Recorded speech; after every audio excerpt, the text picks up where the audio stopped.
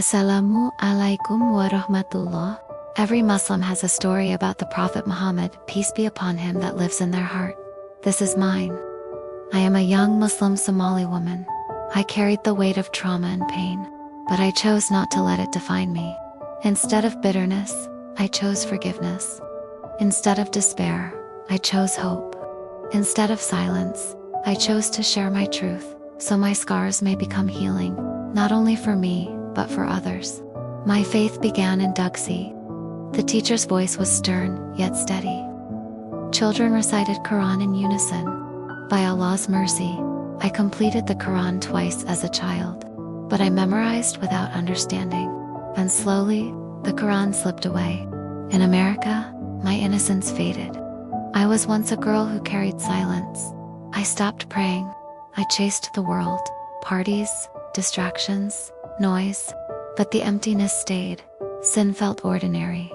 Pain felt familiar. Numbness felt like survival. Then, during Ramadan 2024, Allah opened a door. At night, after Tarawih, I listened to the stories of the prophets. And when I reached the life of Prophet Muhammad, peace be upon him, something inside me changed. His life was not free of pain or loss. Yet he lived with mercy, patience, and kindness. Through his story, I realized my past did not define me. My trauma was not my worth. Peace was possible. Healing was possible. It felt like a window had opened in a suffocating room. Air rushed and light poured through cracks I thought were sealed. Hope entered a heart that had been numb.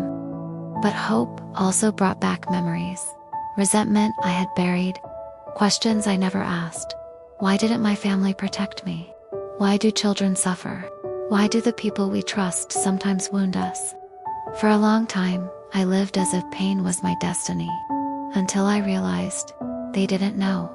I had never told them. They were not my enemies. They were women surviving, just like me.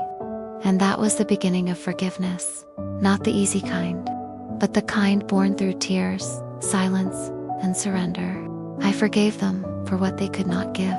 I forgave myself for carrying silence so long. Forgiveness didn't erase the pain, but it freed me. The Prophet, peace be upon him, taught me, hardship is not punishment. It is a test with wisdom.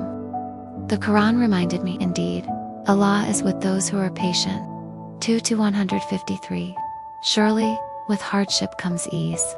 94:5-6. These verses became my anchor. My rope in the storm.